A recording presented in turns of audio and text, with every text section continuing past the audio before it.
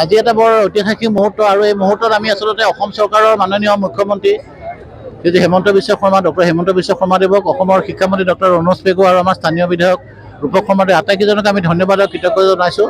কাৰণ তেখেতসকলে যথেষ্ট এটা বলিষ্ঠ ভূমিকা লৈ আমাৰ কলেজখন বিশ্ববিদ্যালয় উন্নতি কৰিলে। 1944 চনত স্থাপন হোৱা এই কলেজখন আজি বিশ্ববিদ্যালয় হ'ল। আমাৰ 2020 চনত অট'নমাছ কলেজ আছিলে। এটাৰ পাছত এটা পৰ্যায় আমি আগবাঢ়ি গৈছোঁ আৰু এই মুহূৰ্তত 1944 চনত যিসকলৰ অশেষ ত্যাগ আৰু কষ্টৰ বিনিময়ত কলেজখন স্থাপন হৈছিলে, সেই সকলোকো আজিৰ এই আনন্দ আৰু ঐতিহাসিক মুহূৰ্তত মই স্মৰণ কৰিছোঁ। আৰু বিশেষভাৱে অসমৰ মুখ্যমন্ত্ৰী, শিক্ষামন্ত্ৰী আৰু আমাৰ স্থানীয় বিধায়ক পুনৰবাৰ মই ধন্যবাদ আৰু কৃতজ্ঞতা জনাইছোঁ। নগাঁও অঞ্চলৰ যি ছাত্ৰ ছাত্ৰী তেওঁলোকে এতিয়া দূৰত গৈ এডমিশ্যন লোৱাৰ প্ৰয়োজন নাই, নগাঁও বিশ্ববিদ্যালয়তো ল'ব পাৰিব। এনেই আমাৰ নগাঁও কলেজ অট'নমাছ হোৱাৰ পাছত আমি প্ৰতি বছৰে আমি PG পাঠ্যক্ৰম খুলি আছিলোঁ আৰু আমাৰ এটা বিশ্ববিদ্যালয়ৰ এক্সপিৰিয়েঞ্চ এটা আমাৰ আগৰ পৰা হৈছিল। পৰীক্ষা আমি নিজে পাতোঁ অট'নমাছ হোৱাৰ পৰা, আৰু এতিয়া আমাৰ এইটো প্ৰসাৰ হ'ল, ডাঙৰ হ'ল।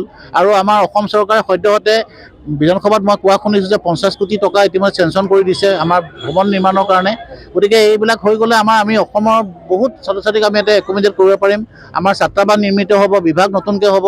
আৰু এটা কথা হ'ল কি যে পৃথিৱীজুৰি যিটো নতুন নতুন বিভাগবিলাক হৈছে, য'ত প্লেচমেণ্টৰ নতুন সুযোগ আহিছে, সেইবিলাক বিশ্ববিদ্যালয়খনে এইবিলাকৰ নতুন বিভাগ খুলিব আৰু সেই আমাৰ অসমৰ সমাজখনক আগুৱাই লৈ যাব, ভাৰতৰ সমাজখনক আগুৱাই লৈ যাব।